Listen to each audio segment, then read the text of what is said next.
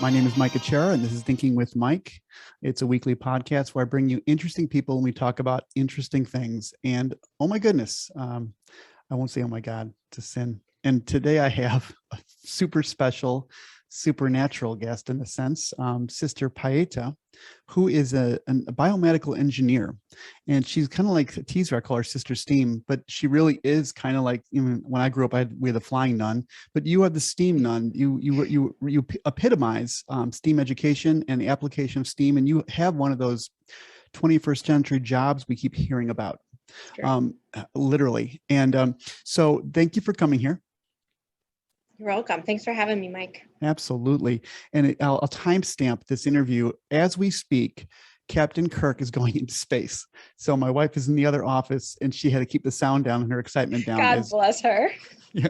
So that's what's happening right now. So that's how much I really want to interview you. I interviewed you while my hero is going into space for real. So this is a really interesting time we're living in.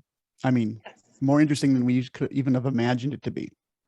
And right down the road from Galesburg, Illinois is Peoria, Illinois. Peoria is famous for being so normal. The Soviets studied Peoria back during the Cold War because they said that was the prototypical, boring, normal American city.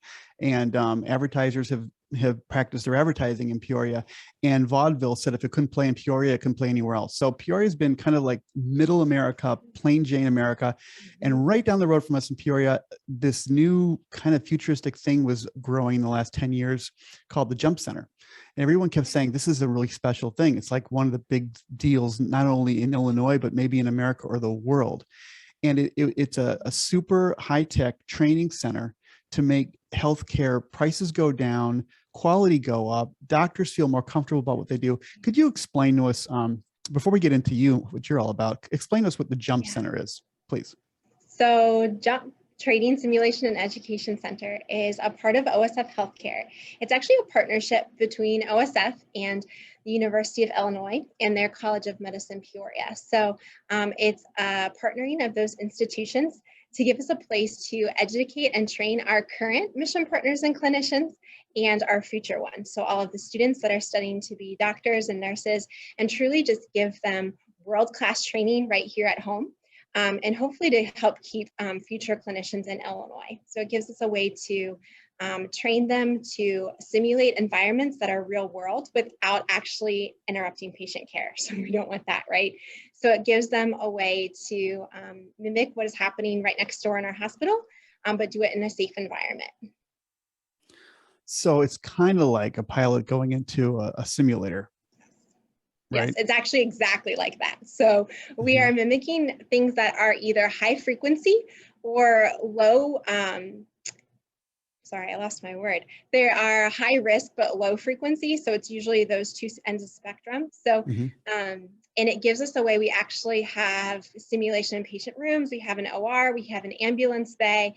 We have all of these different areas of care from before the hospital all the way to complete patient in-care units and ICU units and different things like that.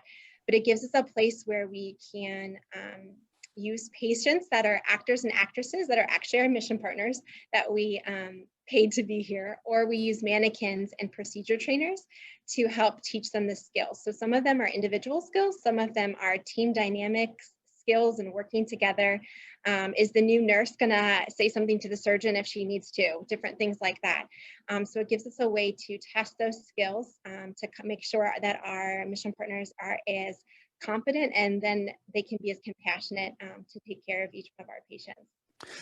So and we're going to get into the high tech stuff, right? Like imaging and 3D printing and all that stuff and VR. But there is always been this thing about even going back to pilots, like they said there was this courtesy the pilots paid towards the senior pilot. And that was causing planes to crash because the junior pilot would out of disrespect, fear of disrespect, he wouldn't tell the senior pilot that he was off course or he was doing something wrong, and the plane would go down. Right? It was a problem. And pardon me? I said, yeah, that's not good.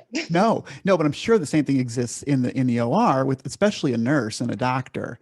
And some of these OR nurses, surgical nurses, may have been around for a while, and these doctors are young and they might be committing some kind of a fault. And this is do you practice that as well? Like, yes, speaking actually up? we do. So that's actually one of our trainings that we will actually give to our new nurses typically, and our new OR nurses specifically. And usually, which hopefully not too many future nurses are going to watch this, but we'll actually do things like have the surgeon break sterile field or do different things that could be detrimental to our patient. And we actually see if the nurse will call them out on it. So if they will call a timeout, if they will stop the surgeon, if they will inform the surgeon, that's what we're looking for. And the same thing exists even just bedside of, we came into a patient room, did they sanitize their hands before they're examining the patient? So just different things like that. Will the new mission partner, the new clinical person, will they actually call out their manager or the clinician, whoever it might be, and inform them that, oh, you need to do this. Oh, did you know that you didn't do this? Or so we have different scenarios and where they are actually asked to inform their superior, if you will, and kind of get them to take care of our patient in the best way possible. Yeah, and this is so, I mean, this is, people talk about why they put an A in STEM and make it STEAM, but this is so STEAM. And we were talking before about, my background's painting. And if you look at the old Dutch masters, some of the famous paintings were Rembrandt's painting of, I think it was Rembrandt, it was another, but it was a painting of surgeons, and they're all kind of posing for the painter, and they're with the scalpel. And there's Thomas Eakins did a very famous painting in Philadelphia of a famous surgeon, and the whole theater is behind him. It was called the theater, and there's something theatrical and artistic about surgery, because we don't want butchers, of course, and so you've taken that to another level now, because you're saying, yeah, we actually have actors come in and actresses come in, and we perform theoretical surgeries and procedures. I think it's amazing. Yeah, and I think it's really beautiful. Actually, A is so important in our STEAM around here. So yes, we have science and technology and engineering. I mean, you're talking to an engineer, and math, but that A in art, we actually include it in all of our STEAM. So all of our STEAM is healthcare focused, obviously, because we're a healthcare system. But we actually do quite a bit of art, because we have a whole team, and their whole job is called medical visualization. So they're actually creating apps and pamphlets and videos and different modalities to educate, first of all, our clinicians and our mission partners, to get them to do different standards. So like when COVID came and all of a sudden everyone is getting fit tested and having to wear N95s, not everyone had really done that before. So like they put out additional education that was all online and in apps to actually educate our mission partners from that. But we have everything from, I actually have it next to me. We created a little activity book for STEAM. So, and you can see there's different pages and different organs, but each one corresponds with the app that you pull up on your phone, and you can rotate the heart, and as you color it, it'll actually show on the screen what you're coloring. So if you make it striped or polka dotted, it's going to show up in the app on your 3D model on your phone. And we use game designers and animators, video developers, to do all of these different techniques for our clinicians, for our patients, for their families. So it's a very important part of the work that we do here. Yeah. It's, for me, it's no surprise that, the history of the hospital goes back to the Roman era, the late Roman era, and it was the Catholic Church that kind of instituted the first hospitals. And I think it was under Diocletian, maybe, or a little after Diocletian, but it was around that time. And just the idea, I worked in a school in Chicago, a new school called Finkel Academy, and it was built on an atrium model. So it had an open center in the middle of the building. It was a big rectangle. And they wanted to bring in the future planning of this school, was they wanted to have a permanent clinic, right? And daycare for young kids. And they wanted it to be a community center. They wanted healthcare to be in the school. And I was like, that sounds so healthy and smart. Because I think it's always the separations of things that kind of lead to bad things in society. And it's no surprise to me that all these allied skills and allied arts and science and technology and even religion and faith come into play in the hospital, right? That's interesting to me. I mean, when we talk about STEAM, we say, oh, future careers and all that. Just think about it. Almost everywhere where people live, the nexus of the highest technology and skill sets are the local hospital. right? I mean, it's where Very true. where's the radiation? Oh, the radiation's in the hospital. Yes, true. Well, and it's one of those things that we want to be a good quality healthcare system. So we want to have that technology, and we want to be on the cutting edge, and we want what's best for our patients, and we want them to have it here at home. We don't want them to have to travel. We want them to be with those that they care about and in their support system and their local church. And we want them to be able to thrive here, and we want to be able to take care of them here. Right. So let's talk a little bit about the technology. One of the problems that we discussed before was sometimes doctors, they have EKGs and they have MRIs and they have all these different scanners and x-rays, but it doesn't always give the best picture, does it? No, not always. And you have to put it together in your head. So it's like putting together puzzle pieces without the picture. So you're putting it together, you're creating a model in your head. But we do actually something called segmentation, where we take our patient's CT or their MRIs. And so that's hundreds of pictures that are taken of our patient. And those images, we compile them and we segment out the organs individually. So we're able to model them, and actually the surgeon and the other specialists can see on a computer screen, they can see in virtual reality, I can 3D print for them, and they can actually see and hold their patient's organs before surgery or before they're making big medical decisions. So each one of us, we know, is individual and unique and created by God, and none of us are exactly the same. We're similar in many ways, but not exactly the same. So the healthcare and the personalized medicine that you need is different than what I need, or is different than anyone else needs. And so it gives us a way, when there are multiple avenues or patient treatment paths that we could go down, or there's a question of which type of surgery do we want to do, or what's our approach, like, am I going to come through this vessel or this vessel? It gives us a way for our physicians to intimately know our patients in such great detail. So if you want, I actually pulled up, it's anonymized, but I actually pulled up a patient's DICOM. So we can actually see, can you see this, Mike? Let's see, I might have to put on screen sharing. Multiple. Yep. Oh, okay. I didn't click. Yeah, here. Okay, I think I allowed you one more click. So, okay. So you can actually see this patient DICOM that I've pulled up.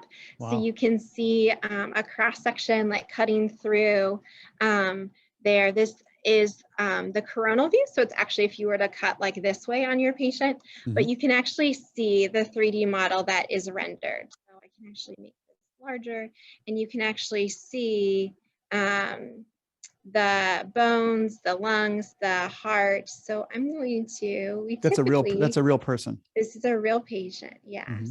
So you can see their heart. So this patient had heart surgery. So that's actually what we were primarily looking at. But as you scroll through, you can see, and we can individually highlight the myocardium in this case, so the heart tissue, which is all this purple stuff you see here. Right. So we can individually threshold and see the whole heart. So right now we're at the bottom of the heart, the apex of the heart. So as we travel up and go towards the head, the surgeon can see the ventricles and the atria and just see what is going on in their patient and where the defects are. And they can see that there's a giant hole in the heart. And so it gives them a way to treat their patient with the best care and just to get to know them. So we found that as we see these models, and then I can take them and we can actually 3D print them. So that's actually what you see quite a bit of behind me is heart anatomy. And so we print it in 3 different sections so the surgeon can hold the heart and kind of examine it that much more. We can actually take and make them in silicone, which is flexible and feels a bit more like heart tissue. So this little, this would be a child's heart, so it's pretty small. But the surgeon can actually place, so he was able to place the heart patch in the heart of this child. So it gives them a way to, if they want to practice or simulate before, we can do that as well. That takes a few more steps, but it's possible. Could do doctors get like the game show? Do they get a lifeline? Could they email a doctor an image and say, what do you think about this one? This is weird looking.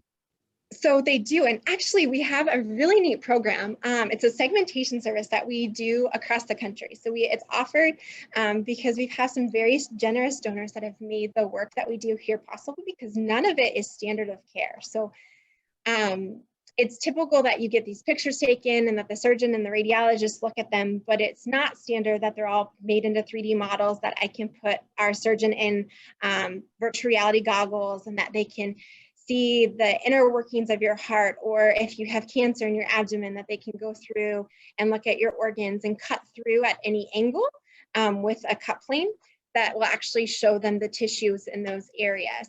So that is not standard of care. So, but we have a service that we actually offer for congenital heart. So any physician across the country can actually send us hearts for us to segment, and then we'll send them back the files and sometimes the print as well if they request it.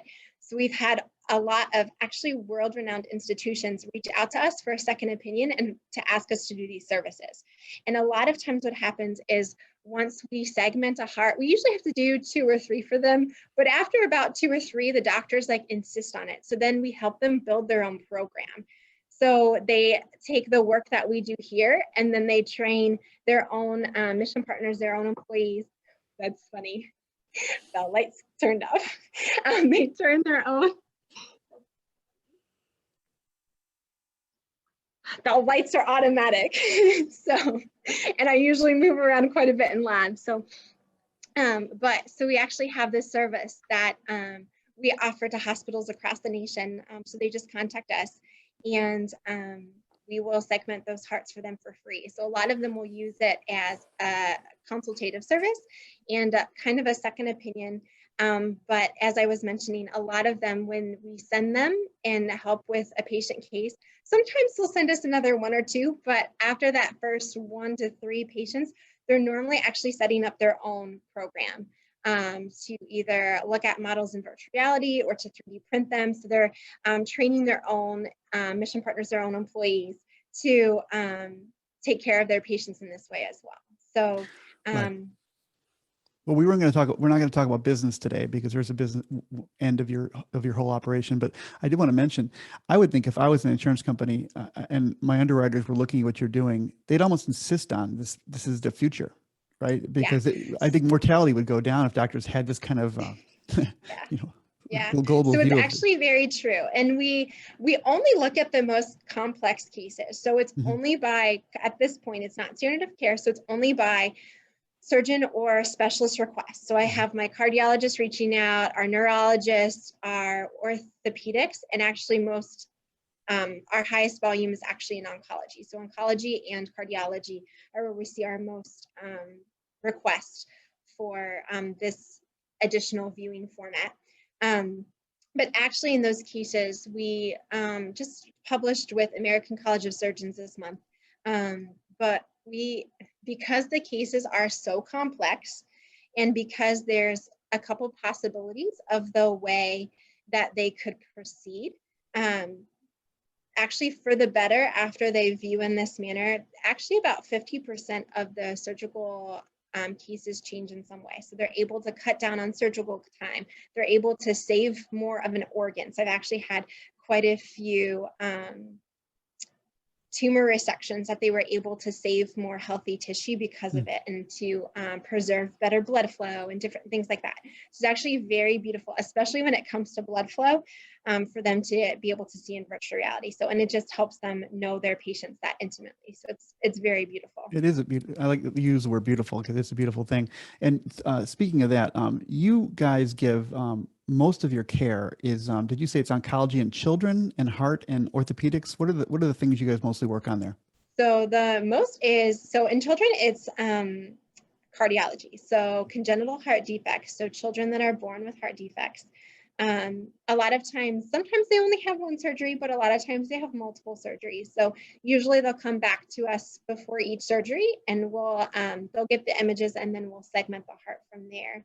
And then our next biggest, and that's for adult and for pediatric, is oncology. So our patients that have cancer, a lot of abdominal cancers and a lot of neuroblastomas and cancers that are large solid tumors, we see quite a few of those. So, and those are helpful as well, because it really does. We do see a decrease in surgery time, and just a good in surgeons' confidence in their ability to get proper tumor margins, and to just enhance our patients' quality of life, and also often their time here with us. And then orthopedic? Orthopedic, the neat thing about them, we don't see them as frequently, but the neat thing about working with orthopedic is it's very, bone is very visual and very, but a lot of what we see is injury. So traumatic injuries, motorcycle accidents, accidents on the farm, and different things like that. So, but even there, we were able to save a patient surgery because the plan changed completely, and they were able to get the right implant in the OR for the patient's first surgery. So different things like that, were in that case, we were even able to eliminate an extra surgery. So that was really neat. So even in that space as well, it's very helpful. I think everyone knows somebody who's had a nightmare orthopedic experience, a botched surgery. And it might not be because the orthopedic surgeons stink. It might be because it's just a really hard thing to do, with spiral weird fractures, and if they don't have a good plan going in, they might just say, well, instead of operating on this guy twice, I'm just going to do my best while I'm here, and it might be too many screws, or just setting it wrong because they don't want to go back in. You're suggesting that we were talking before about how you could really give them a picture of all those broken bones, and they can kind of strategize what they're going to do once they go in, so they only have to go in once. Correct. So I do not offer anything other than the model that we can see. So it's a 3D rendering of what the DICOM shows us. So we're not doing anything that's not already there, but it's presented in such a way that they can see it perfectly, in a sense, if you will, or almost as perfectly as we can get it, because they can render the model, we can make it transparent, they can cut through at any angle.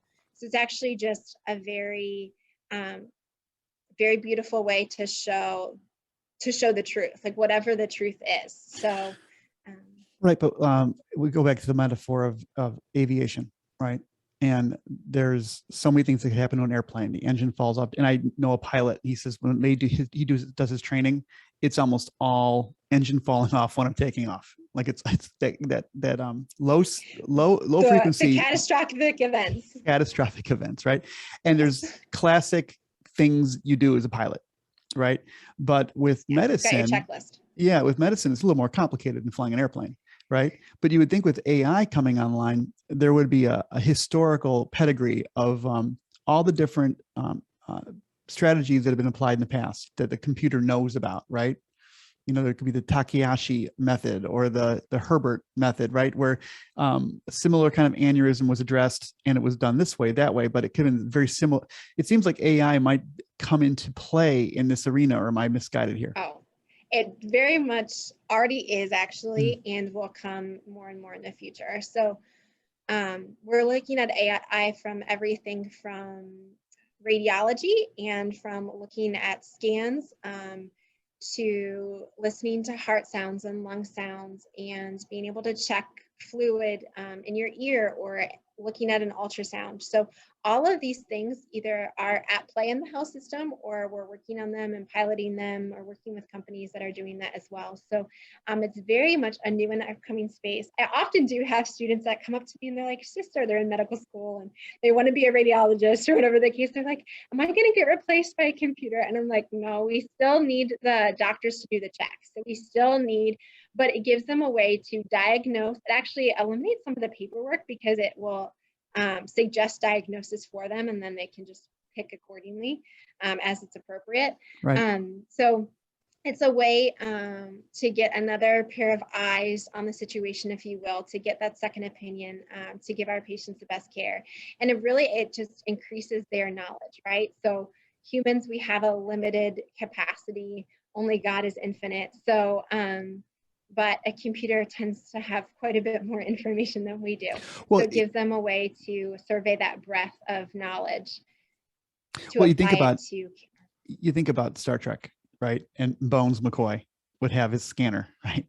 And you ask yourself the question, well, if he's got such a good device, why does he have to use it? Why can't an ensign scan somebody and say, oh, I'm going to email the doctor because that the scanner's telling me they have cancer, right? Like it seems like in terms of frontline triage, first care, it seems like a lower trained techie could probably do more and more things as this technology comes online to bring down the cost of healthcare, right? But still increase the quality of healthcare, because earlier detection with superior tech tools and getting it to the right doctor at a better time. Or am I mistaken here? No, that's exactly right. And I think like we're even exploring, so we have a whole partnership at OSF with the University of Illinois, and we're working on everything from like infrared scans that will be able to detect heart rate and breathing rate and different patient monitoring just by like a video camera in the lobby, so that we can triage a little bit better in the ER, different things like that. So there are a bunch of different technologies all across the world even that are getting ever closer and closer to doing a lot of these things a little bit more seamlessly and a little bit more relying on technology to get us a little farther in the process quicker. Well, you make me want to be a doctor. So you're making this all very exciting, and you're making medicine look like engineering, and you're making medicine look like design, right? And it is. Because it is. It is, right? Yeah, so it very much is. If you're making me want to be a doctor, and I don't like blood, but I'm like, when you show me the scan of the person's body, I'm like, that's engineering. That is so cool. So, yes. And you are doing outreach to schools. It seems like this could be modelable and scalable, and maybe schools should have more of this stuff in the school to get kids excited about careers. Yeah, so we actually have a jump program that we do with schools. It's for middle schoolers. So we start at 5th grade through 8th grade, and it actually goes through just a few types of engineering, and we end with biomedical because that's our favorite. But it goes through those different types of engineering. I showed you the activity book. We've got a couple apps online. Behind me, I actually have a Rube Goldberg board, so an overly complicated way to do a simple task.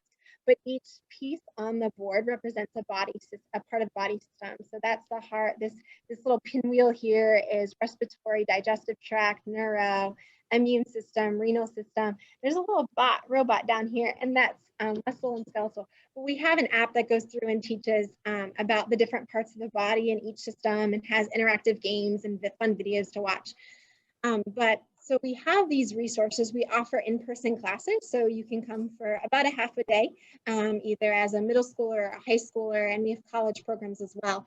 Those ones are a little longer though, and it gives you an in-depth way to explore the medical field. So whether you're interested in patient care and want to do a little surgery across the hall, or take a patient's vital signs, or learn how to do an assessment, we have all these different opportunities. If you want to be a paramedic, you can come and work on our ambulance for a little bit. So over here at least, and it gives us a way to kind of just spark that interest in the next generation. So we love what we do here, and we want people that want to be here and are passionate about what we do. And are passionate about what we do. So we want the lights to come on, and but we really just want that next generation to be excited to take care of the world and those that they care with. Our mission here is to serve our patients with the greatest care and love, and that starts with each other, and it starts too with getting that next generation of healthcare workers, those that take care of our patients directly, and those that work kind of behind the scenes and backstage to make sure we do offer quality of care, and that we're on the cutting edge, and that we are a world-class healthcare facility. Yeah, you can put S at the end of STEAM, STEAMs, because the S for service, right? Because sometimes in our materialistic culture, it's all about your career and how much you'll get paid, and I think kids are naturally little saints. Of course, they're sinners, but they're naturally little saints. I think they aspire to be heroes. They aspire to help, and they aspire to know and pass on their knowledge. They're very aspirational. Children are, I think. And we kind of either ignore it or disabuse them of it and say, well, you got to grow up sometime, kid. And, it's a real world out there, and you can't be an artist or a poet or a missionary. You got to, be realistic. You were a little girl and you love science. Tell us about what kind of girl you were and how you ended up at Purdue University innovating EKG pads and CPAP machines. Oh, wow. Back in the day, yes. Yeah. So when I was young, I always wanted to be a doctor. So I wanted to take care of patients. I wanted to just serve my brothers and sisters in that way. And I always loved math and science from the time I was yay big. I just loved math and science, loved the hands-on part, was helping my friends in math class because they just didn't get it. But I just loved that. And so I knew I wanted to do something in the medical field. And so in high school, I was just kind of looking around and I heard about biomedical engineering. And I thought, well, that's really beautiful because somewhere in my heart, I knew I was like, I need to, which is kind of practical, but I was like, I need to get a degree that I can use after 4 years because somewhere deep down inside, I was like, I don't know that I'll go to more school right away. And medical school, you've got your undergrad, and then you have medical school, and then you have residency and training. And so I just somewhere in my heart, I knew. I never really at that point asked the Lord what he wanted me to do. I kind of wish I would have started there. But and so I started engineering at Purdue and I loved it. So even as a freshman, I got on a couple of projects where we were redesigning EKG pads for third world countries and different things like that. And I just absolutely loved it. I loved the fact that you could take these often complex science concepts and physics concepts and math concepts, and you were able to actually help someone with them. So you were able to address a need that we have today, right now, and able to help make someone's life better. I think a lot of times, like our senior design projects were things that somebody would attach to a wheelchair or be part of a prosthetic leg that a patient actually used at the end of that project. So it's just really beautiful to see it at work then and now, to know that even like sometimes when we have kids come in here, I'll have them pour some suture pads or something like that, because I'm like, you know what? You're going to help train a future doctor because they're going to use what you just created. So that there was that drive inside. And I think as I got further and further in school, I did start praying and just asking the Lord where he was calling me and how he wanted me to serve him. And eventually I started realizing that he was drawing my heart to be his and to be his as a sister. So I entered the Sisters of St. Francis of Mar St. George back in 2013 and have absolutely just seen his providential hand at each moment and guiding me to where I am today. So there's never been a James Bond movie called The World Is Not Enough, I don't think, but it sounds like a James Bond movie, The World Is Not Enough. Maybe there was, but I always thought that was an interesting idea, that the world is not enough. And I think that I was a sucker for those kind of movies when I was a kid. I watched all the kind of movies. Who was the lady in France who saw the vision in the fountain? Lourdes. St. Bernadette, Our Lady of Lourdes. Yeah, both. I think both. And today is Our Lady of Fatima. So she's the one that appeared to the 3 children. In Spain, right? Or or Portugal. Portugal, yeah. Yeah, so I grew up Catholic, and though my father wasn't observant because he had divorced, he had 3 different marriages, and so he was out of the church. But my mom was a Methodist, but she still took us to church, to Catholic church. And so, and then she converted later on. So, while I was a typical kid and I complained about having to go to mass, like I said, we watched all the old movies, Ben-Hur, and I loved it. There was a golden era in Hollywood of the great biblical movies, and I watched all of them, even the ones that weren't biblical, like The Robe and stuff that were kind of like just apocryphal stories. But I couldn't get enough of it, and I even thought about, am I gonna be a priest or a monk or something? Because I just love this stuff. But I kind of get it. But why wasn't the world enough for you?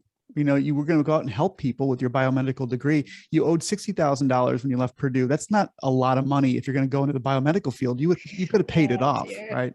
Right? So why be a nun?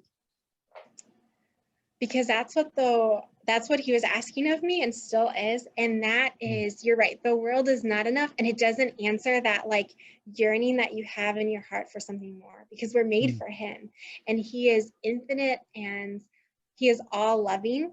And that is not replaced by anything but him. Like it's, you have this, St. Augustine talked about that like God-shaped hole in your heart that only fits him. And I think nothing ever was enough. Nothing ever satisfied me. I loved helping people. I was good in school and, you know, like had a bunch of friends and all these things, but nothing ever satisfied me completely. And I knew that that place is meant only for him. And so as I got to know him more intimately, have some silence in my life, because I think our world is so loud and so chaotic at times that you just need that silence and that space to truly get to know who you are and who he's creating you to be. And then where he's calling you to serve. And we serve in the world. We're in this world now, but our hearts are made for heaven, and we're made for heaven.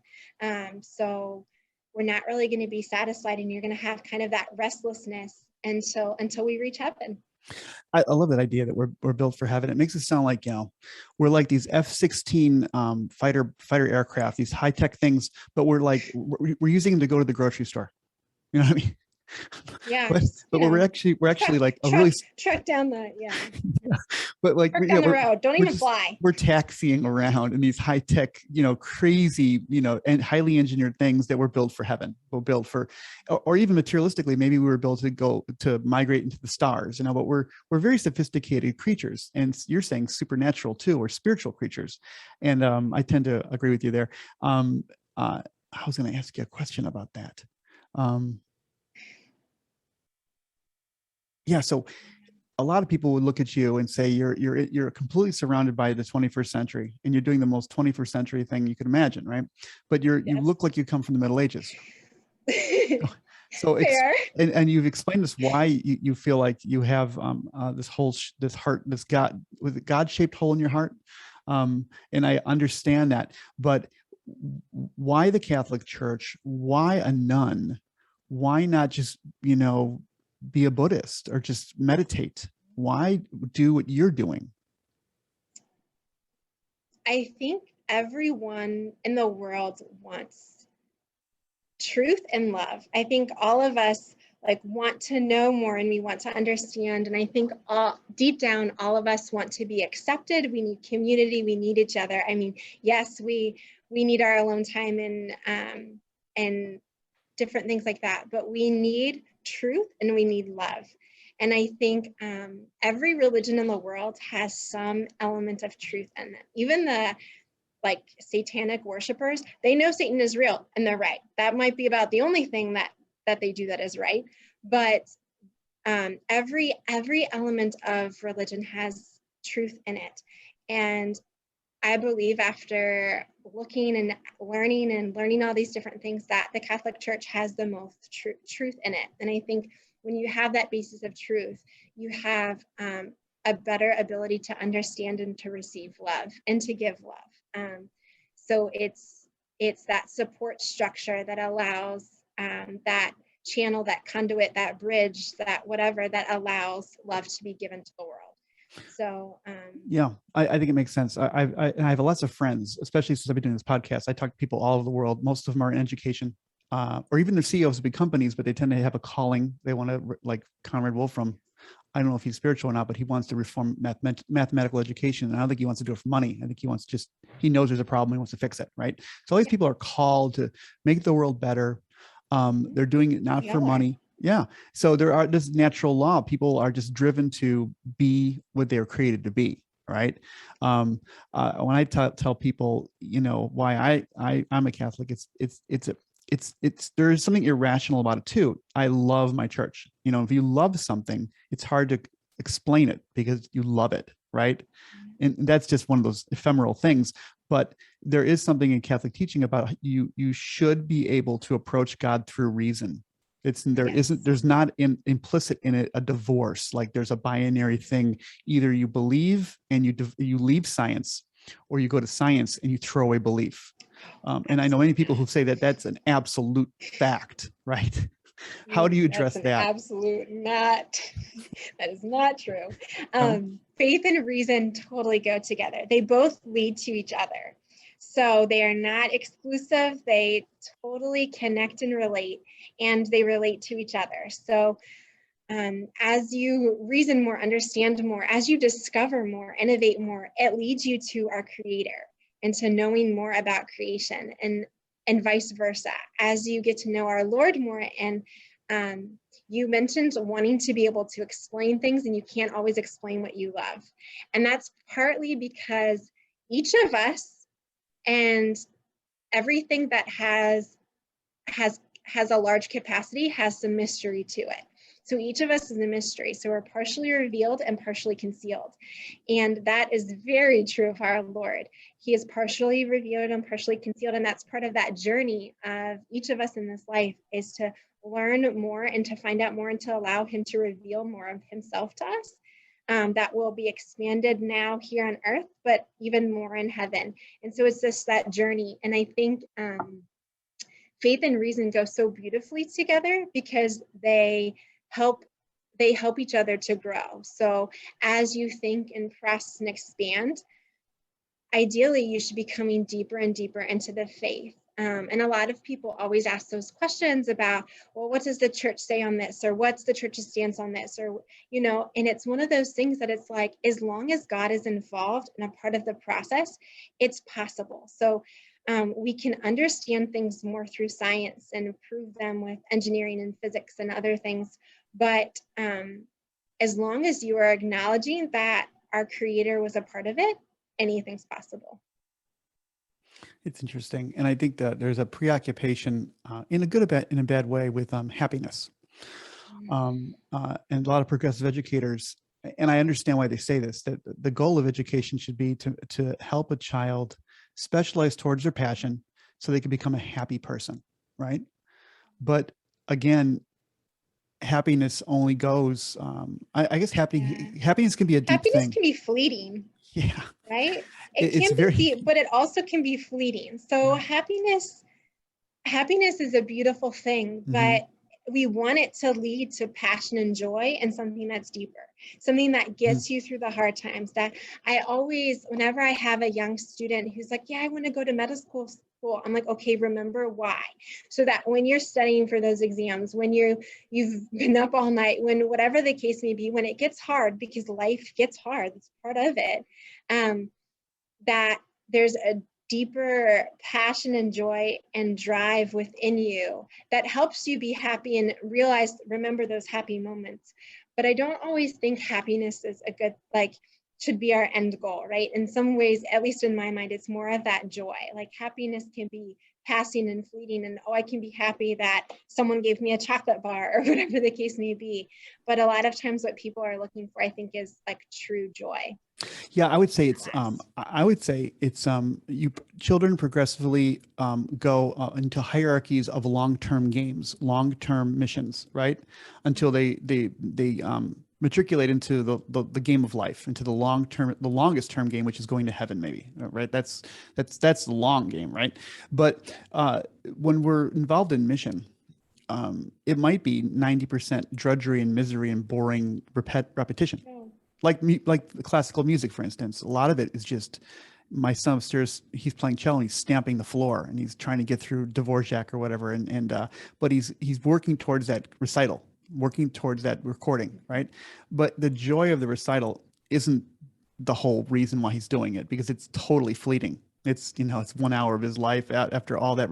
So we do these things for abstract reasons, and it's just the kind of, I think that's what we're really built for. Speaking of that high performance, technology we're built for very long-term projects that have lots of productivity, right?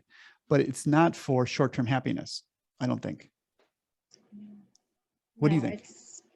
It's to make the world a better place, or to, like, all of our projects, all the things we take on and encounter, most people have that innate drive in them, like you mentioned, even natural law, but that calling to do more, to make the world a positive place. We can choose to make it a negative one as well, but most people choose the good, and each of us is good.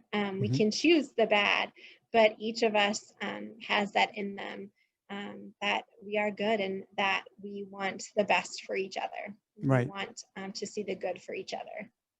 Right. I think that's true. I don't want to I don't want to keep hitting on this, but it is a curiosity that you are none. So I'll make this the last question. People would find this interesting that you're in technology, and you explained that reason and God to you are united. How do you get along with your other fellow nuns in your, is it a cloister? Is that what you call it? It's in our convent, our community. It's a community. Are you, they're not all biomedical engineers, right? No, I'm the only one. Right. So actually our community does, we're like a third teachers, a third healthcare, and a third the work of the church. So right. Our foundress, we're an order of Franciscan sisters, so St. Francis, but also our foundress, Mother Anselma, just simply wanted to do what the church, what the people of God needed. So whatever that was, so whether it was education, whether it was caring for the sick and the poor and the vulnerable, we wanted to just be there for the people to care for them in whatever way that was needed. And so that gave us this beautiful opportunity to be in places and to serve, even when other communities for different religious reasons were kicked out because of the government or different things like that. We just served as was needed to take care of the poor and the sick. And so we've just been able to, across the world actually, so we have sisters in multiple different countries. And there's about 120 of us in about 12 different convents throughout the United States. And it just gives us a way to care for the people there. And our charism is actually to make Christ's merciful love visible. So the special gift that we feel that God has given us and the gift that we want to give to the world is to make his merciful love visible. And mercy, one of my favorite definitions for it, it's so simple, just a few words. I love little short definitions because I feel like we make things so complex sometimes. That keeping them simple helps us to understand the profound like deepness that they have. So I always think about mercy as love encountering suffering.